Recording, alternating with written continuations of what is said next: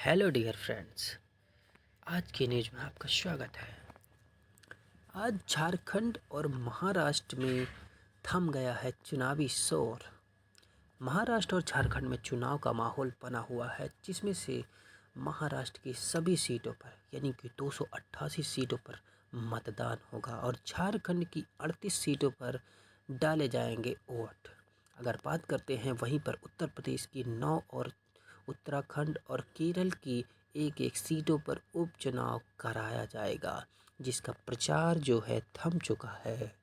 9.7 करोड़ मतदाता महाराष्ट्र में, यहाँ कुल 4136 उम्मीदवार चुनावी जंग में हैं। अगर बात करते हैं 528 प्रत्याशी चुनाव मैदान में हैं। झारखंड में दूसरे चरण में होने वाले मतदान के लिए महाराष्ट्र विधानसभा चुनाव के मद्देनज़र मुंबई में चुनाव महाराष्ट्र कर चुनाव प्रचार करते समय मध्य प्रदेश के मुख्यमंत्री मोहन यादव। अगली न्यूज अगर बात करते हैं तो अगली न्यूज है, अदालत की मंजूरी के बगैर नहीं हटेंगे ग्रेप फोर प्रतिबंध, 12वीं तक के स्कूल बंद। देख लेते हैं ग्रेप फोर प्रतिबंध, बहुत इंपॉर्टेंट है। ग्रेप फोर प्रतिबंध क्या होता है?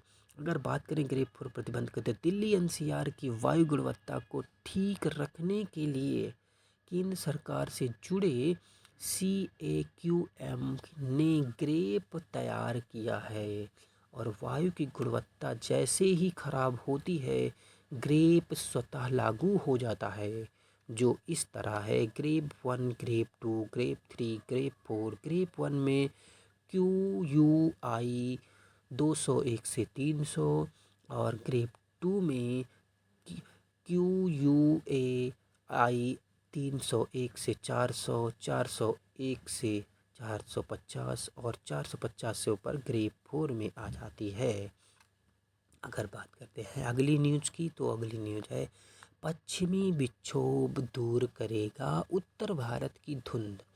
देखिए, इतना प्रदूषण हो चुका है उत्तर भारत में कि इसको दूर करने के लिए जब पश्चिमी विक्षोभ आएगा, पश्चिमी विक्षोभ का मौसम आएगा, तब यह धुंध दूर हो जाएगी। यहाँ से जोग्राफिकल मैनर से ये इम्पॉर्टेंट है। ठीक है, न्यूज़ आगे इसके बाद देखते हैं कि मौसम बदल रहा है, जिससे रात का तापमान गिर जाता है, लेकिन आसमान में छाई गहरी धुंध के चलते उत्तर भारत में बड़े क्षेत्र में अभी भी गर्मी से पूरी तरह से राहत नहीं मिल पाई है। अगर बात करते हैं और आगे तो जम्मू कश्मीर के पहाड़ों पर बर्फबारी होने लगी है और मौसम ठंडा भी होने लगा है। अगले 2-3 दिनों में उत्तर पश्चिमी में आने वाली हवा की गति तेज हो सकती है। अगली न्यूज की बात करते हैं तो दिल्ली में सोमवार को QUI रहा 5 साल से सर्वाधिक। QUI ये प्रदूषण की गुणवत्ता यानी कि वायु की गुणवत्ता को नापता है, यानी प्रदूषण बताता है कि कितना है। QUI 3 नवंबर 2019 के बाद 18 नवंबर 2024 में 494 रिकॉर्ड किया गया है QUI। और अब ये जो है स्थिति, ये अति गंभीर श्रेणी में लाता है इसको। राजधानी के सभी क्षेत्र और NCR भी इस रेड जोन में दिन भर छाया रहा स्मॉग की कमी नहीं, स्मॉग पूरे दिन भर छाया रहा और यहाँ इसमें NCR भी शामिल हो गए हैं। अगर बात करते हैं तो प्रतिकूल मौसमी परिस्थितियों के पिछले NCR की वायु गुणवत्ता अब खतरनाक हो चुकी है। अगली न्यूज की अगर बात करते हैं तो अमोनिया, हाइड्रोजन व बिजली जैसे स्वच्छ ईंधन से चलने वाले जहाज बनाएगा भारत। अमोनिया, हाइड्रोजन और बिजली से स्वच्छ ईंधन से चलने वाले जहाज कौन बनाएगा? भारत। 2 दिवसीय शिखर सम्मेलन सागर मंथन में सर्बानंद सोनोवाल ने रखा इंडिया मैरीटाइम विजन 2047 तक। अमोनिया, हाइड्रोजन, बिजली जैसे स्वच्छ ईंधन से चलने वाले जहाज़ बनाए जाएंगे भारत में। ठीक है, अगली बात इसमें है कि जहाज रानी मंत्री ने कहा भारत मध्य पूर्व यूरोप आर्थिक गलियारा बढ़ाएगा ग्लोबल ट्रेड में भागीदारी। देखिए, ग्लोबल ट्रेड जो होगा अदर देशों के साथ, वो हमारा जो बढ़ेगा बहुत तेज से इसके विकसित होने से। अगर बात करते हैं अगली न्यूज़ की, तो अगली न्यूज़ है विकसित भारत के रोड मैप पर युवाओं से चर्चा करेंगे पीएम मोदी। देखो, विकसित भारत जो है उसको डेवलप करना हमारी जिम्मेदारी है, जो कि हमारे पीएम मोदी ने एक बीड़ा उठाया है 2047 तक विकसित करने के लिए। तो इस पर चर्चा करने के लिए पीएम मोदी युवाओं से चर्चा करेंगे, और इसके लिए इस योजना में शामिल होने के लिए युवाओं को एक रोड मैप पर बात की जाएगी युवाओं से, जिस पर नरेंद्र मोदी नई दिल्ली में भारत मंडपम में 3000 युवाओं के साथ विकसित भारत के रोड मैप पर चर्चा करेंगे। इन युवाओं को चयन के लिए मेरा युवा भारत ऐप पर क्विज व लेख प्रतियोगिताओं के माध्यम से किया जाएगा।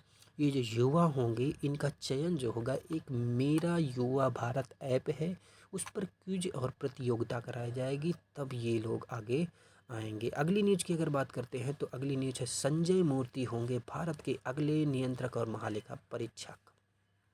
हमारे सीएजी बदल रहे हैं और ये नए सीएजी जो होंगे संजय मूर्ति होंगे। संजय मूर्ति, और ये जो हैं 1989 बैच के आईएएस अधिकारी हैं संजय मूर्ति। वर्तमान में कैग गिरीश चंद्र मुर्मू का स्थान लेंगे ये, और वर्तमान में शिक्षा मंत्रालय में उच्च शिक्षा विभाग के सचिव के बगैर के तौर पर सेवाएं दे रहे हैं।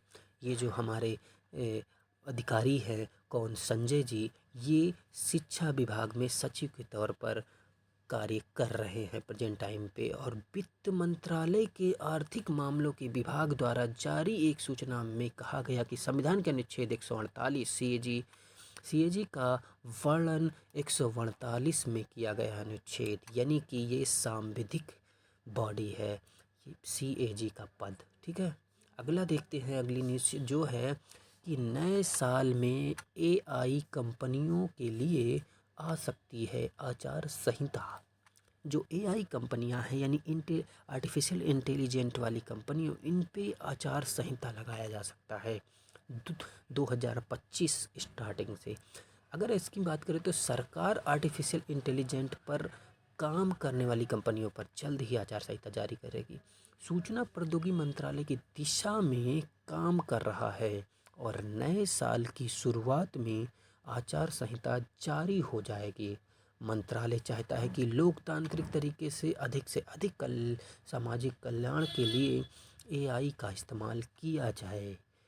आने वाले समय में शिक्षा और प्रशासनिक ढांचे से लेकर उद्योग तक व्यापार के रूप में एआई का इस्तेमाल किया जाएगा। अगली न्यूज़ की बात करते हैं तो केरल और लक्षद्वीप में दक्षिणी नौसेना कमान की रक्षा अभ्यास होगी। दक्षिणी रक्षा कमान यानी दक्षिणी नौसेना कमान की युद्धाभ्यास कहाँ पे होगा? केरल लक्षद्वीप में होगा।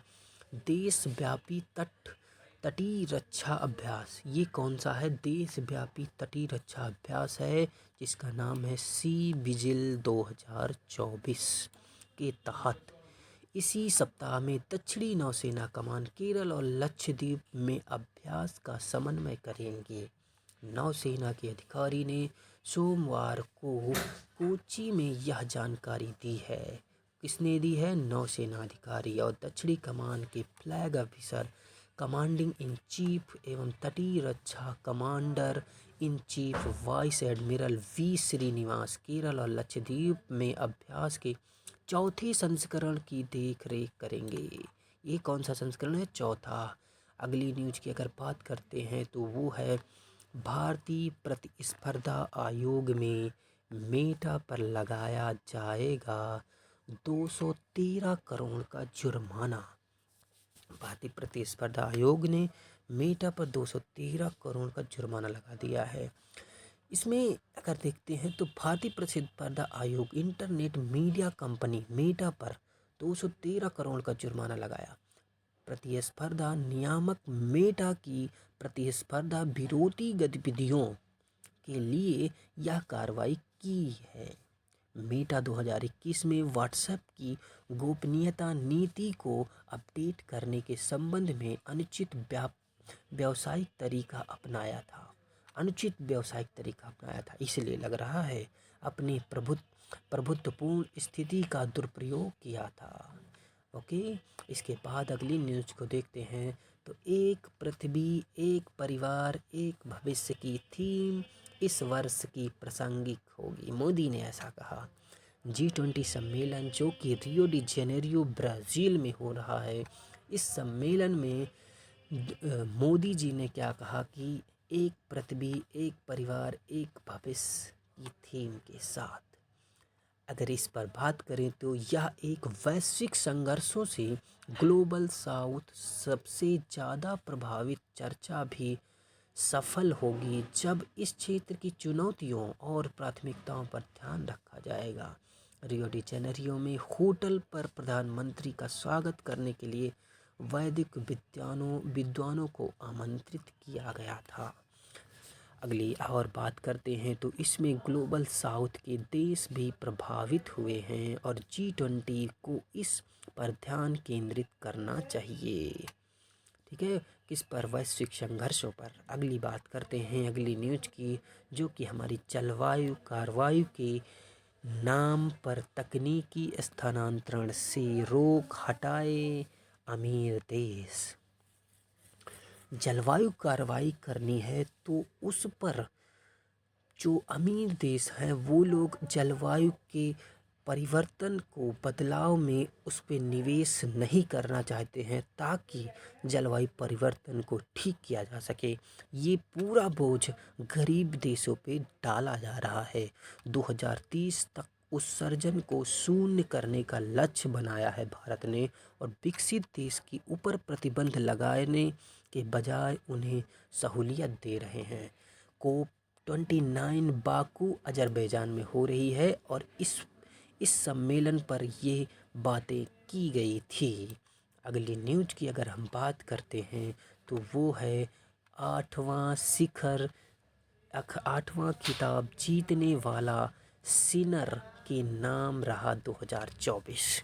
ठीक है, सिनर ने 55 साल के इतिहास में ATP फाइनल चैंपियन बनने वाले इटली के पहले खिलाड़ी बन चुके हैं। सिनर कहाँ के खिलाड़ी हैं? इटली के। कौन सा खिताब जीता? ATP फाइनल ट्रॉफी जीत ली है इन्होंने और $4.88 मिलियन यानी 41.2 करोड़ रुपए की राशि इन्हें मिली है इससे। और ये कौन सा खिताब था? 8वां खिताब इन्होंने जीता है।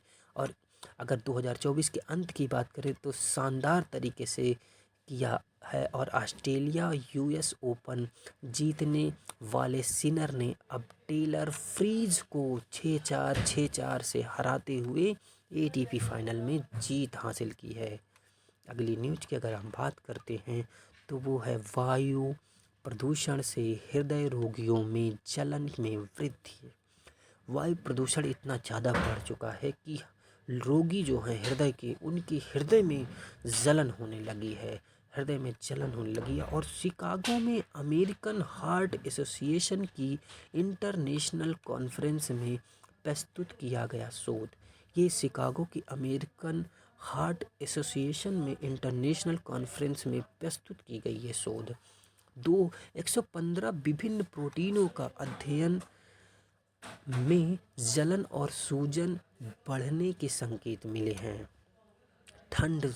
ठंड में वायु प्रदूषण का स्तर तेजी से बढ़ने लगता है और इस हाल में एक अध्ययन में हृदय के मरीजों को वायु प्रदूषण के प्रभावों से बचने की हिदायत दी गई है। धन्यवाद।